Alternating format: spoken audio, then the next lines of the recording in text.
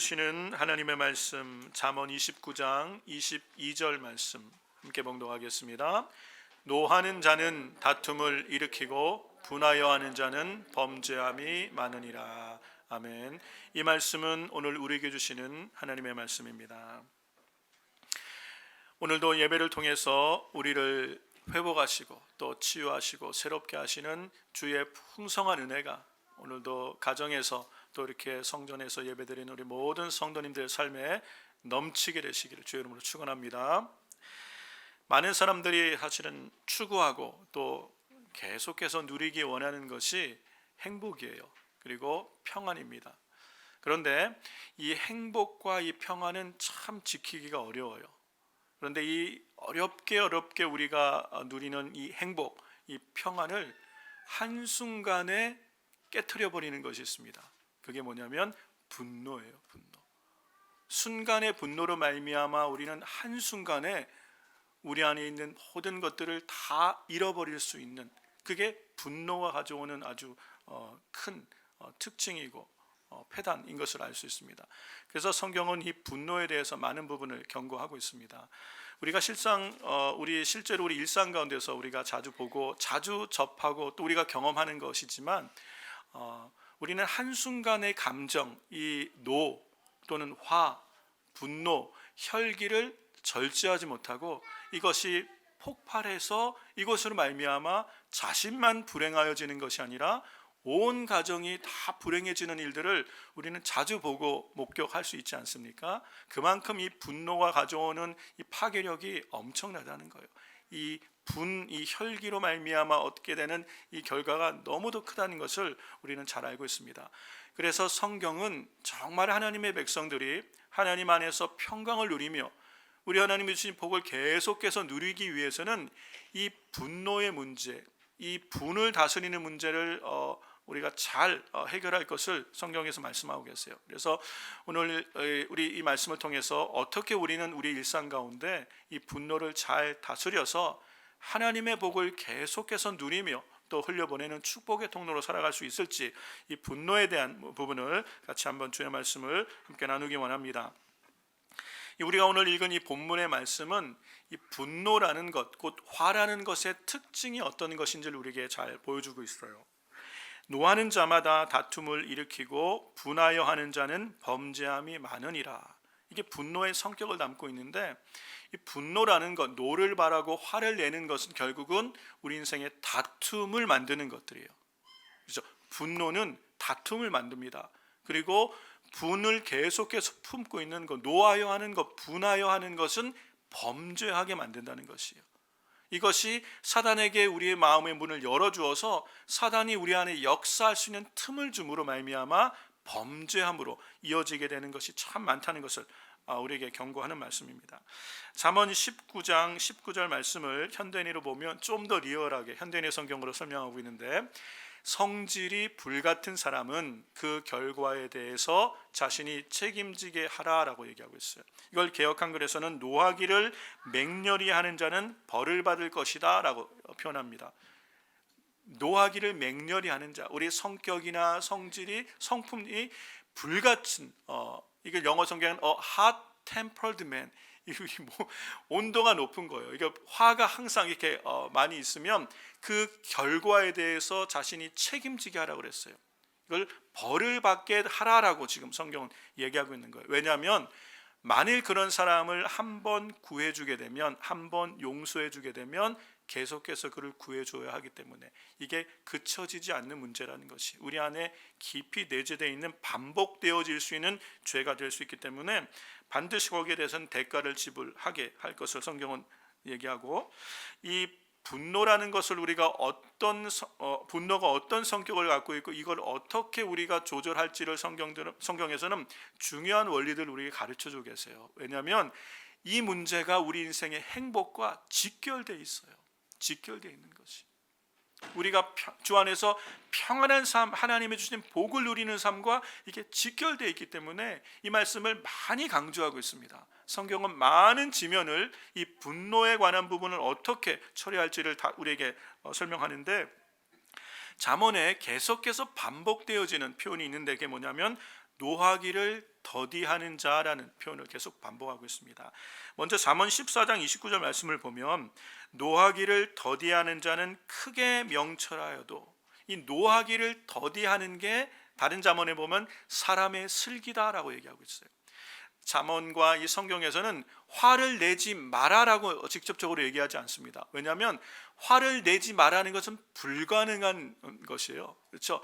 화가 우리 가운데 있다는 것을 주님도 아세요. 그래서 화내지 말라라고 말씀하진 않고 노하기를 더디하는 것, 화를 다스리라라고 말씀하고 계세요. 여러분, 여기에 지혜가 있다는 것이에요. 사람이 화를 더디내는 것이 사람의 슬기고 명철이다. 노하기를 더디하는 것, 노를 다스릴 수 있는 게 사람의 참 지혜다라고 성경은 얘기하고 있다는 것이에요. 잠언 29장 11절에도 비슷한 말씀을 하십니다. 어리석은 자는 그 노를 다 드러내어도 지혜로운 자는 그 노를 억제하느니라. 사람의 지혜가 뭐예요? 노를 다 금방 쏟아내는 것이 아니라 이건 어리석고 미련한 것이라는 것이에요. 이거는 불행을 우리에게 끌어오는 것이고, 사람의 배워야 될 참 지혜와 슬기는 노를 억제하는 것, 화를 다스릴 수 있는 것, 노하기를 더디하는 것이 사람에게 슬기고 명철이고 지혜다라고 성경은 얘기하고 있는 것이에요. 잠언 16장 32절에는 또 이렇게 말씀합니다. 노하기를 더디하는 자는 용사보다 낫고 자기 마음을 다스리는 자는 성을 빼앗는 자보다 나으니라. 여러분, 나 자신, 내 감정을 다스릴 수 있는 사람은요, 다른 사람을 싸워서 이기는 사람보다 더 낫다는 것이에요. 심지어는 성을 빼앗는, 전쟁에서 승리하는 것보다 이게 더 크다는 것이에요. 그만큼 나를 다스리는 게 쉽지 않다는 걸 말하면서도 이게 얼만큼 중요하며 우리 삶의 행복과 얼마나 연결되어 있는지를 잘 보여주는 말씀입니다. 자기 자신을 다스릴 수 있는 것, 노를 더디하는 자가 용사보다 낫다라고 말씀하십니다. 그래서 신약 성경에도 야고보 사도는 이 노에 대해서 이렇게 말씀합니다. 1장 20절에 사람의 성내는 것이 하나님의 의를 이루지 못함이니라. 우리는 어떠한 형태든지 정황이야 어찌하든 화낼 만한 상황들이 얼마나 많아요. 그렇죠? 그러나 사람의 성내는 것은 하나님의 의를 이루지 못한다고 얘기하고 있고요. 이거를 좀 더 우리가 묵상해 보면 사람이 성내는 것이 하나님의 의에 이루지 못하게 한다고도 우리가 묵상할 수 있어요. 우리가 분을 내고 화를 내는 것이 하나님의 의를 이루지 못할 뿐 아니라 하나님의 의에 이르지도 못한다는 것을 우리에게 경고하고 있는 말씀으로 받아도 돼요. 그래서 성경은 이 분노에 대해서 우리에게 말씀하시면서 철저하게 분노를 다스릴 수 있을 것을 우리에게 경고하십니다. 왜 그렇게 말씀하시냐면 분노로 말미암아 치료해야 될 대가가 엄청나게 크다는 것이에요. 우리가 순간을 이기지 못하고 분을 바라고 노를 바람으로 우리가 치료해야 될 대가는 너무너무 크다는 것이에요. 어쩌면 돌이킬 수 없는 일들을 우리는 저지를 수도 있기 때문에 이 화를 다스리는 것이 얼만큼 지혜며 하나님 앞에 안에서 평안을 누리고 복된 삶을 사는데 절대적으로 필요한 것, 이게 화를 다스릴 수 있는 것이라는 거예요. 우리는 성경 안에서도 이 화와 관련된 많은 사건들을 사실은 볼 수 있습니다. 아니, 창세기 안에도 이 내용들이 참 많이 있어요. 우리가 잘 아는 이 아담의 가정, 첫사람 아담의 가정 안에 이 화를 다스리지 못함으로 인류의 첫 살인이 시작되는 것을 우리가 볼 수 있죠. 아담에게는 가인과 아벨이라는 두 아들이 있었습니다. 그렇죠? 근데 이 두 아들이 어느 날 하나님 앞에 제사를 같이 드리는데 하나님께서 아벨과 그의 제물은 받으셨다고 그랬어요. 오늘 우리로 얘기하면 하나님이 아벨의 예배를 기쁘게 받으셨어요. 그런데 같이 예배를 드리는데 하나님께서 가인과 그의 제물은 받지 않으셨다고 얘기합니다. 그러니까 가인의 예배는 받지 않으신 거예요. 여기에 대해서 여러분 가만히 우리 한번 생각해 보세요. 하나님이 내 예배를 받지 않으신다. 하나님이 나에 대해서 내 예배가 하나님을 기쁘시게 하지 못한다 그럴 때, 이것이 하나님께서 우리가 알게 하셨을 때 우리의 반응은 어떻습니까? 무언가 하나님 앞에서 우리가 깨닫고 회개할 것이 있나 보다 하나님 앞에 엎드려 회개하는 것이 정상적인 반응이에요. 그렇죠? 하나님은 경배를 받으실 대상이시기 때문에 그분이 내 예배, 내 제사를 받지 않으신다 그럴 때는 나에게 문제가 있구나, 하나님 앞에 돌이키며 회개하는 것이 정상인데 가인은 분을 내었다 그랬어요. 창세기 4장 5절에서 8절 말씀인데요, 세번역 성경으로 같이 한번 보겠습니다. 가인과 그가 바친 제물은 반기지 않으셨다. 그래서 가인은 몹시 화가 나서 얼굴빛이 달라졌다. 주님께서 가인에게 말씀하셨다. 어찌하여 내가 화를 내느냐? 얼굴빛이 달라지는 까닭이 무엇이냐? 7절 말씀 주목해서 보세요. 내가 올바른 일을 하였다면 어찌하여 얼굴빛이 달라지느냐? 내가 올바르지 못한 일을 하였으니. 보세요. 가인 자체가 그 마음의 중심이 하나님 앞에서 무언가 잘못되었든, 그의 삶의 방식과 태도가 잘못되었든, 아니면 그가 드린 제물이 잘못되었든, 무언가 가인에게 하나님이 기뻐하시지 않는 옳지 않은 무엇인가가 있어서 하나님은 가인의 제사를 받지 않으신 거예요. 그렇죠. 그런데 가인은 그 탓을 자신에게서 발견하는 것이 아니라 다른 데서 이유를 찾기 때문에 분을 내는 것이에요. 그러면서 하나님께서는 가인에게 경고를 하십니다. 그 안에 분노가 있으니까, 우리가 아까도 29장 11절 말씀에 잠에서 봤지만 분하여 하는 자는 범죄함이 많으니라고 말씀하신 것처럼, 이 마음에 분이 있으면 이것이 해결되지 않으면 범죄함으로 나오게 되기 때문에 하나님이 가인에게 경고를 주시는 거예요. 죄가 너의 문에 도사리고 앉아서 너를 지배하려고 한다. 너는 그 죄를 잘 다스려야 한다. 하나님이 친절하게 가인에게 있는 분노를 아시고 이것이 범죄함으로 나올까 경고하셨는데, 가인은 하나님 앞에서 이 문제를 해결하지 못하니까 그 다음 구절이 어떻게 되는 거예요? 8절에 가인이 아우 아벨에게 말하였다. 우리 들러 나가자. 그들이 들러 있을 때에 가인이 그의 아우 아벨을 쳐 죽인 거예요.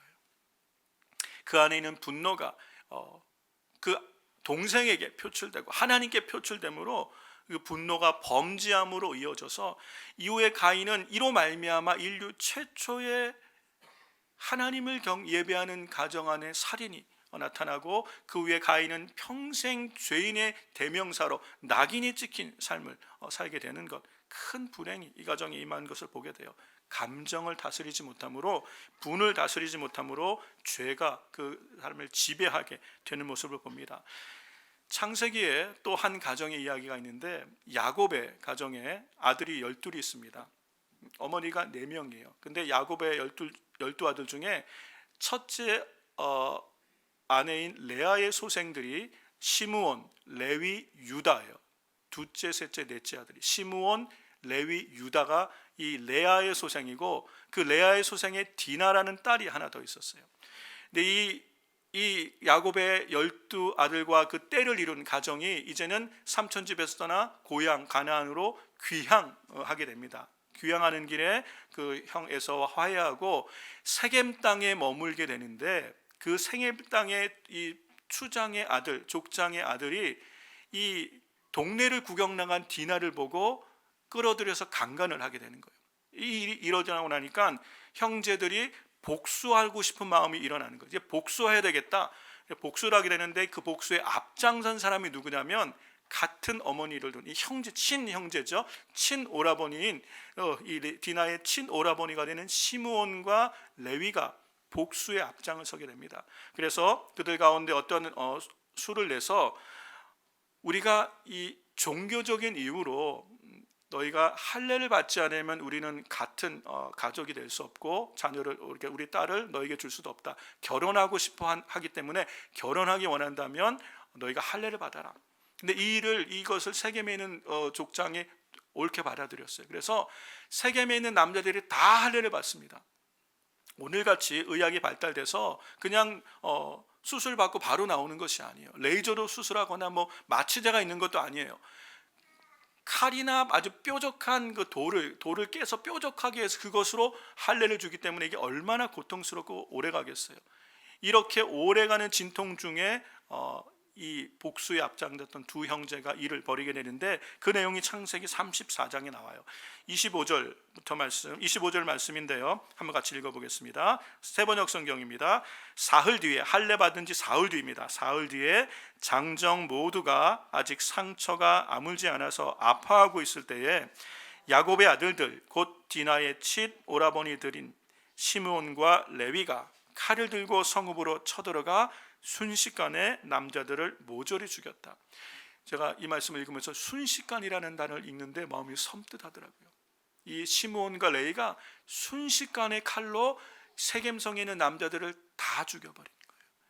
물론 그 정황은 이해할 수 있어요. 자기의 친동생이 그렇게 험한 일을 당했으니까 화가 나는 것은 어쩔 수가 없어요. 분이 나는 것은 자연스러운 반응일 수 있어요. 그런데 분을 다스려야만 됐던 거예요. 야곱은 이것을 다스려서 슬기롭게 해결하고 싶었는데 이 아들들은 참지를 못하는 거예요. 그래서 칼로 복수로 이 부분을 해결하게 된 것이요. 이 문제로 야곱과 이 두 아들이 크게 다투게 됩니다. 야곱은 이 일을 마음에 계속해서 두고 있었던 것 같아요.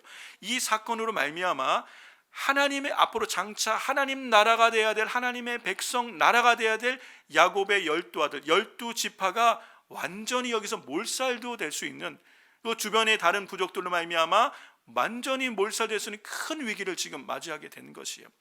어찌하든 이것을 피해서 갔고, 나중에 시간이 많이 지나서 야곱이 147세가 되어서 죽을 때가 가까워서 창세기 49장에 보면 그 12아들을 부르고 야곱이 마지막 축복기도, 예언적 축복기도를 해주게 돼요.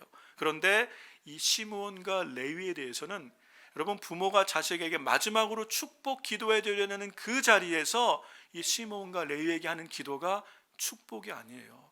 아버지가 저주를 하고 있는 거예요. 예언적 저주를 하고 있는 모습을 보게 돼요. 여러분, 이게 창세기 49장 5절에서 7절에 나옵니다. 이 야곱의 입을 들어서 나오는 저주지만 하나님의 마음이 거기 담겨져 있는 걸 알 수 있어요. 이게 지금 야곱의 기도입니다. 시므온과 레위는 형제요, 그들의 칼은 잔해하는 기계로다. 내 호나 그들의 모의에 상관하지 말지어다. 내 영광아 그들의 집회에 참여하지 말지어다. 그들이 그 분노대로 사람을 죽이고 그 혈기대로 소의 발목 힘줄을 끊었음이로라. 그 노염이 혹독하니 저주를 받을 것이요, 분기가 맹렬하니 저주를 받을 것이라. 내가 그들을 야곱 중에서 나누며 이스라엘 중에서 흩으리로다.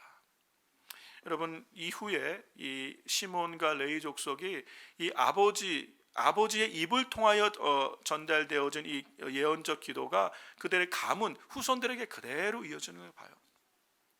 시간이 많이 지나고 결국 이스라엘 백성이 이 애굽에서 400년간을 지나고 출애굽한 후에 가나안 약속의 땅으로 들어가기 목전에 이제 전쟁을 앞두고 인구 조사를 할 때에 12지파 중에 시므온 족속이 가장 미약해요. 가장 수가 작고 약한 미비한 족속으로 되는 거예요.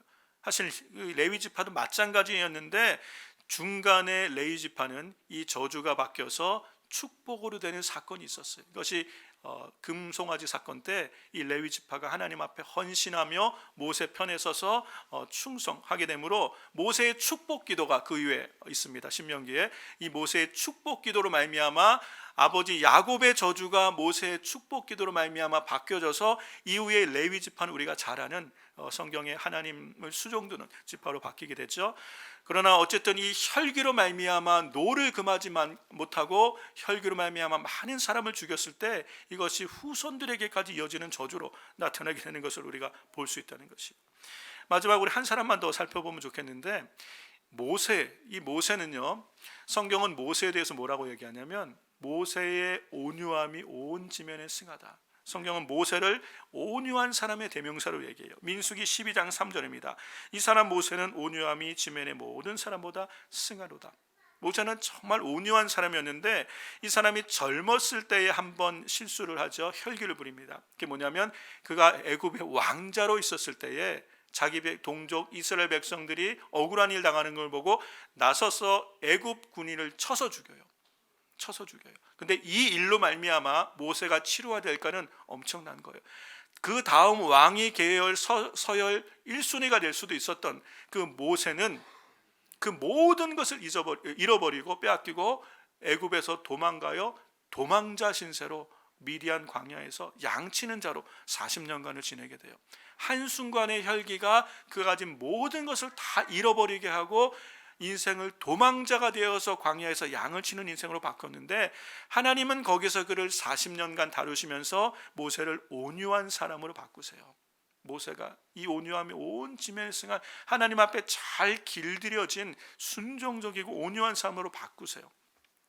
그래서 그에게 사명 맡기시고 이스라엘 백성을 인도하게 하셨는데, 결국 이스라엘 백성을 인도하여 광야를 지나 약속의 땅을 가잖아요. 그런데 이 이스라엘 백성에게는 뿌리 깊은 노예 근성이 원망과 불평을 끊임없이 만들어내는 거예요. 뭐 가다가 조금만 어렵고 힘든 일이 있으면 모세를 원망하고 하나님을 원망, 이게 습관처럼 돼 있는 이 백성과 함께 가다 보니까 모세가 지쳤던 것 같아요. 마음이 지치고 화가 쌓였다가 어느 한 사건 가운데 이게 터지게 돼요. 그게 무리바 물 사건이에요. 이스라엘 백성들이 먹을 물이 없다고 하나님을 원망하고 모세를 막 원망하니까 이 지칠 대로 지쳤던 모세가 한순간에 이 분노가 표현되게 됩니다. 하나님이 모세를 불러서 반석을 명하여 물을 내게 하라. 하나님의 영광, 하나님의 거룩함이 이스라엘 백성 가운데 이렇게 드러나게 하시는 일들을 명령하십니다. 그래서 그가 지팡이를 들고 순종하여 그렇게 하는데 말은 노가 나온 것이고, 그 내용이 창세기 민수기 20장 7절에서 12절 내용인데요. 같이 한번 보겠습니다. 여호와께서 모세에게 일러 가라사대 지팡이를 가지고 내 형 아론과 함께 회중을 모으고 그들의 목전에서 너희는 반석에게 명하여 물을 내라 하라. 내가 그 반석으로 물을 내게 하여 회중과 그들의 짐승에게 마시울지니라. 모세가 그 명대로 여호와 앞에서 지팡이를 취하니라. 그렇게까지 여기까지는 순종이 되었어요. 10절 보세요. 모세와 아론이 총회를 그 반석 앞에 모으고 온 이스라엘 백성을 다 불러 모은 거예요. 그런데 이스라엘 백성을 보는 순간 이 화가 올라온다. 이 분노가 올라와서 여기서 하지 말아야 될 일을 하게 됩니다. 그 모세가 하는 내용을 들어보세요. 10절부터 다시 보겠습니다. 모세와 아론이 총회를 그 반석 앞에 모으고 모세가 그들에게 이르되 패역한 너희여 들으라. 우리가 너희를 위하여 이 반석에서 물을 내려 하고 그 손을 들어 그 지팡이로 반석을 2번 치매 물이 많이 솟아나므로 회중과 그들의 짐승이 마시니라. 네, 모세가 여기서 실수하게 되는 거예요. 그 마음에 가득했던 화가 이 순간에 폭발하면서 마치 모세 자신이 물을 주는 것처럼 그렇게 하고 반석을 명하여 물을 내라 하신 이 반석을 향하여 2번 분기를 바라며 이거를 내려치게 되는 거예요.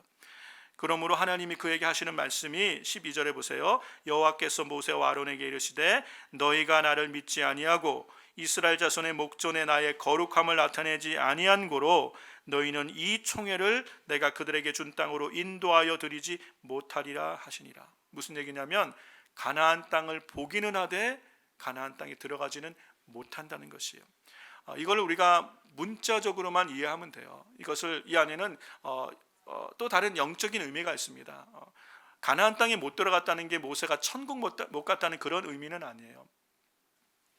모세의 사명이 여기까지. 그러니까 모세는 율법을 대표하는 율법의 상징이죠. 그러니까 율법의 의로는 하나님 나라에 들어갈 수 없다는 것을 보여주는 것이 모세의 사명이 여기까지지만, 그러나 문자적으로는 모세가 얼마나 가나안 땅에 가고 싶었겠어요. 그 누구보다도 하나님이 약속하신 땅, 조상들에게 약속하신 땅에 누구보다도 들어가고 싶었겠죠. 이 백성들을 참고 인내하며 이끌고 갔던 그 모세는 정말 가나안 땅을 보고 싶었을 거예요. 그래서 아마 여러 차례 하나님 앞에 그런 이 문제 이후에 회개하며 기도했는데 하나님께서 그에게 거절하십니다. 그리고 모세가 죽게 되는 장면이 신명기 32장에 나오는데요.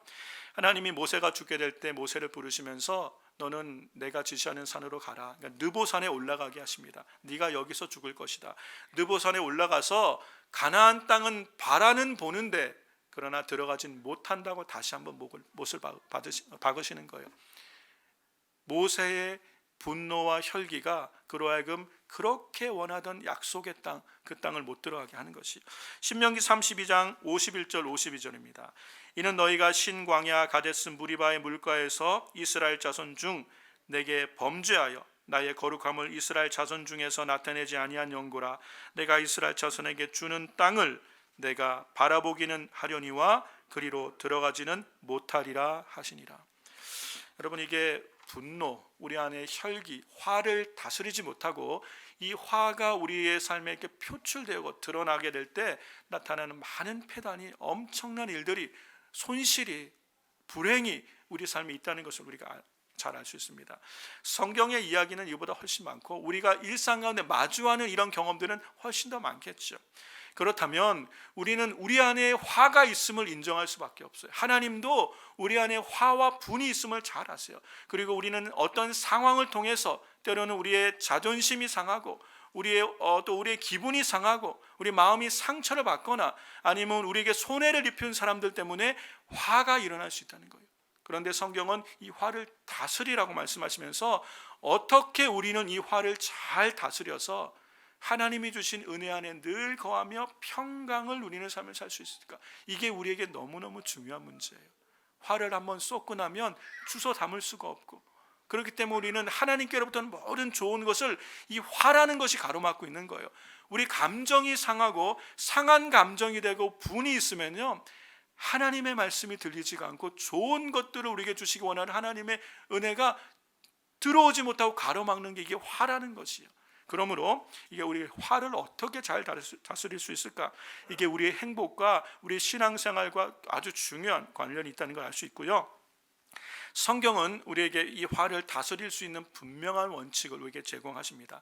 여러분, 두 가지를 우리가 좀 기억을 해야 됩니다. 화를 다스리고 우리가 화평하게 살아가기 위해서는 두 가지를 꼭 명심하셔야 되는데, 첫 번째는 여러분, 우리 안에 분이 날 때, 화가 나는 상황이 되어질 때요, 반드시 하나님의 말씀을 떠올리시고 기억하시고 붙드셔야 돼요. 여러분, 이게 시작이에요. 화가 우리 안에 올라올 때 이 순간에 하나님의 말씀이 우리 안에 팝업이 돼야 돼요. 자동으로 여러분 떠올라야 돼요. 그래야 죄를 짓지 않게 돼요. 성경에 우리에게 이 분명하게 화에 대해서 우리에게 그 원칙을 주신 말씀이 에베소서 4장 26절 말씀입니다. 이 말씀은 대단히 중요한 말씀인데 여러분이 이런 말씀들 암송하고 계셔야 된다는 거예요. 세번역 성경으로 한번 보겠습니다. 화를 내더라도 죄를 짓는 데까지 이르지 않도록 하십시오. 화가 나도 죄를 짓지 말라는 것이에요. 화가 날 수 있다는 걸 우리 주님은 아세요. 살아가면서 많은 관계 속에서, 많은 상황 속에서 우리가 분노할 수 있는 일들이 얼마든지 많이 있어요. 세상은 그렇게 공평하지가 않아요. 우리의 마음은 정말 연약해요. 세상 사람들이 다 선한 것이 아니에요. 억울한 일, 정말 마음 상하는 일, 화나는 일, 원통할 일, 분할 일이 얼마든지 있단 말이에요. 그때마다 다 분을 내면 우리는 계속 범죄함으로 하나님의 의에 이를 수 없게 되는 거예요. 하나님의 의를 우리가 이루지 못하는 것이에요. 그러므로 화를 다스리라고 말씀하시는데, 분이 나더라도 죄를 짓지 말라라고 말씀하시는 거예요. 이 말씀을 기억하셔야 돼요. 해가 지도록 노여움을 품지 마라. 우리 안에 분나는 일이 있어도 그날의 분은 그날에 해결하라는 것이에요. 이것을 우리는 가정에서나 삶의 원칙으로 삼을 수 있어야 돼요. 여러분, 아무리 화나는 상황, 화나는 이 분이 나는 그런 사건, 그런 해프닝, 그런 사람이 내게 있어서 화가 났을지라도, 화를 냈을지라도 그날의 노여움을 그날에 풀어야 된다는 분명한 말씀의 원칙대로 어찌하든 이것을 해결하려고 노력하셔야 되는 거예요. 어떻게 해결하는지는 제가 설명을 할 텐데, 해결해서 그 다음 날로 넘어가지 않아야 이 화가 우리 안에 죄가 되지 않는다는 것이에요. 그런데 이것이 오늘 해결되지 않고 하루 이틀 계속해서 길어지면 사단이 우리에게 틈을 타고 들어오는, 사단에게 틈을 주는 게 돼요. 우리의 상한 감정, 분노의 감정을 타고 사단이 우리 안에 얼마든지 역사할 수 있는 거예요. 그래서 그 사람만 생각하면 멀쩡했다가도 갑자기 마치 갱년기 증상처럼 화가 확 올라와서 감정을 통제하지 못한, 그렇게 떠올려지는 사람들이 있잖아요. 아직 해결되지 않은 문제라는 거예요. 이게 우리 삶에 얼마나 하나님의 은혜를 가로막고 있는지 몰라요. 하나님의 블레싱을 이 화가 가로막고 있는 걸 볼 수 있어요. 그래서 화를 처리할 수 있는 방법이 하나님의 말씀을 붙드는 것이 시작이고요. 그 다음에 중요한 게 뭐냐면 기도의 자리로 나가셔야 돼요. 이게 대단히 중요합니다. 이것이 화를 이길 수 있는 비결이에요. 여러분, 성경 말씀 시편 62편 8절에 보면 다윗이 이렇게 고백합니다. 같이 읽어보겠습니다. 나의 백성들아, 항상 하나님을 신뢰하고 그에게 모든 문제를 털어놓아라. 하나님은 우리의 피난처시니라. 네. 이 분노를 다스린다는 것, 분노를 절제하고 더디하고 그리고 이것을 우리가 삭힐 수 있는 방법이 하나님의 말씀을 기억하고 기도의 자리로 찾아가셔야 돼요. 여러분, 만약에 우리 안에 화가 일어날 때 이것을 사람에게 그대로 다 쏟으면 어떤 일이 날까요? 열의 9은 후회할 일밖에 없어요. 여러분, 우리 안에 가득한 화를 다 쏟아내면 시원하다라고 생각한 적이 얼마나 있습니까? 아우, 속 시원하다. 그렇지가 않아요. 화를 다, 그것이 부인이든 남편이든 자식이든 이웃이든, 화나는 감정을 그 당시에는 화가 날만 해서 화를 냈지만 그걸 다 쏟아내면 결국 돌이키고 나고 하룻밤 자고 나면 후회밖에 남는 게 없어요. 이 화를 내므로 의를 이룰 수 있는 것이 아무것도 없어요. 자칫 잘못 화를 심하게 내면 이것으로 관계가 다 깨어지고 불행한 일들을 우리는 경험할 수밖에 없다는 것이에요. 그래서 사람에게 화를 다 쏟는 것은 어리석은 거예요. 대신 하나님은 뭐라고 말씀하십니까? 하나님께 나와 토로하라는 것이에요. 하나님 앞에 내 모든 분노의 감정을 다 토로하여 하나님 앞에 다 아뢰고 고자질하는 거예요. 하나님께 다 고자질하면 어떤 일이 일어나요? 하나님께서 그 일을 맡으시는 거예요. 하나님이 역전되게 하시는 거예요. 우리 주님은 분명히 성경에 말씀하십니다. 너희가 원수 갚지 마라. 원수 갚는 것은 내게 있는 것인가? 내가 원수를 갚겠다. 여러분, 원수 갚는 것은 하나님께 있는 거예요. 그런데 우리는 내가 이 분한 감정을 다 처리하려고 하니까 후회할 일, 불행할 일만 나타나는 거예요. 이걸 가지고 하나님 앞에 나아가 기도의 자리에 가서 하나님께 다 고자질하는 거예요. 원통한 일, 억울한 일, 분한 일, 마음 상한 것, 자존심 상한 것, 우리에게 손실을 끼치는 이 모든 것들을 하나님께 아뢰면 어떤 일이 일어납니까? 하나님이 그 일을 다루세요. 그래서 놀랍게 역전되게 하세요. 다윗의 예를 보면 다윗은 정말 억울한 일을 당했어요. 다윗은 사울에게 충성했습니다. 그의 사위잖아요. 그 아내와, 그리고 다윗은 사울에게 정말 호의를 다 베풀었어요. 근데 돌아오는 것은 배신이고 억울한 일이에요. 그 다윗의 마음을 시편 109편 1절에서 5절에 세번역 성경이 이렇게 얘기하고 있습니다. 하나님, 주님을 찬양합니다. 하나님, 잠잠히 계시지 마십시오. 다윗이 지금 이 화나는 감정을 하나님께 토로하고 있는 거예요. 악한 자와 속이는 자가 일제히 나를 보고 입을 열고 혀를 놀려서 거짓말로 나를 비난합니다. 미움으로 가득 찬 말을 나에게 퍼붓고 이유도 없이 나를 맹렬하게 공격합니다. 나는 그들을 사랑하여 그들을 위하여 기도를 올렸건만 그들은 나를 고발합니다. 그들은 선을 오히려 악으로 갚고 사랑을 미움으로 갚았습니다.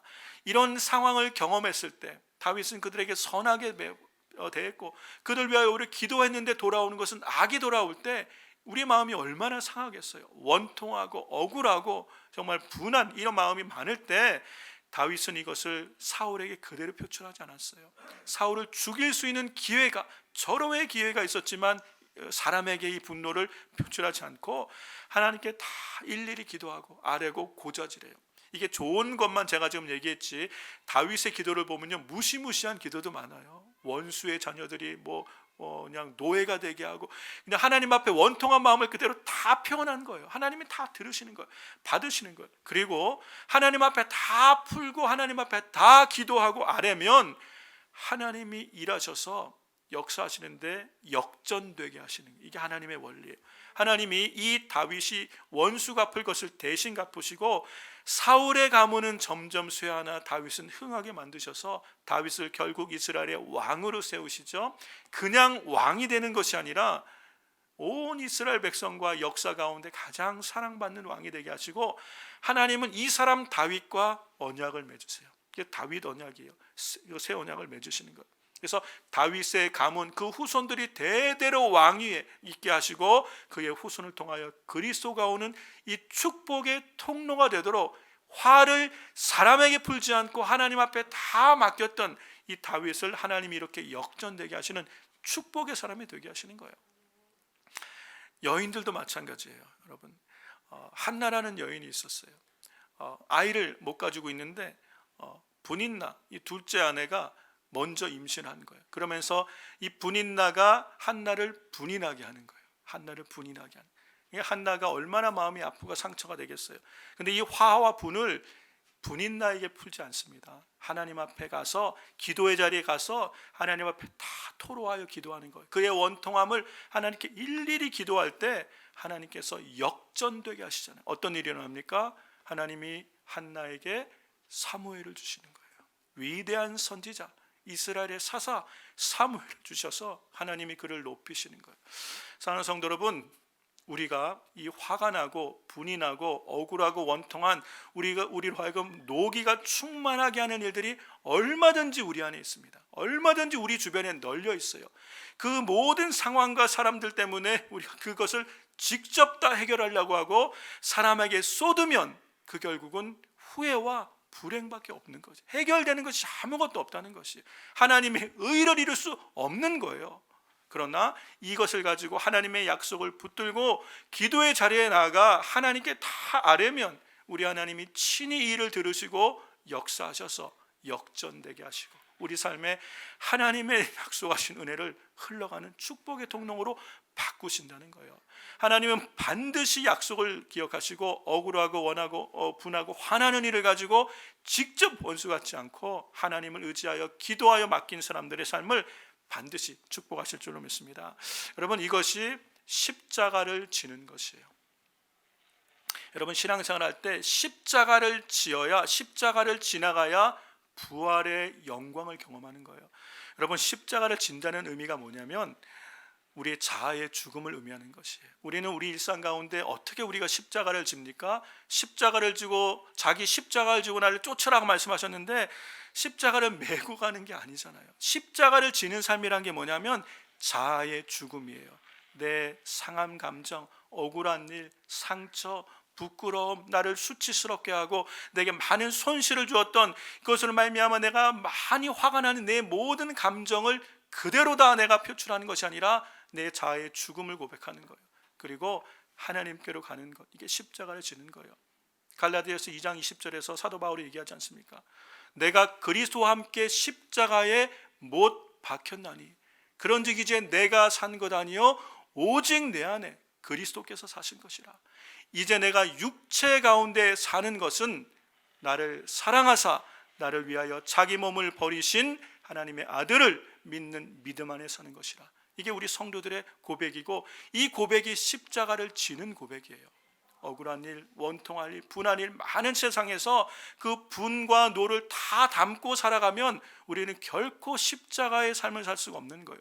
하나님께 맡기면 부활의 능력을 경험하는 거예요. 하나님이 우리를 살게 우리를 치유하셔 살게 하실 뿐 아니라 이 부활의 생명이 역사하는 하나님의 영광의 역사를 경험하게 하시는 줄로 믿습니다. 이게 십자가를 진 사람 가운데 역사하는 부활의 하나님의 나라의 능력인 줄로 믿습니다. 사랑하는 성도 여러분, 우리 순전한 교회 성도님들이 바로 이 하나님의 놀라운 은혜의 역사의 주인공들이 됐으면 좋겠어요. 십자가를 짐으로 내가 이 모든 것을 가지고 기도의 자리로 나아감으로 하나님께 아뢰할 때 우리 인생을 역전케 하시고 바꾸시고 하나님의 약속의 복이 흘러가는 축복의 사람들로 계속해서 쓰임받도록 하시는 이 부활의 생명의 역사가 화를 참고 분을 다스리고 절제하며 노하기를 더디하는 참 사람의 지혜와 슬기로 살아가기로 다짐하는 우리 성도들의 삶에, 여러분의 가정에 늘 함께 하시기를 주의 이름으로 축원합니다. 우리 이 시간에 같이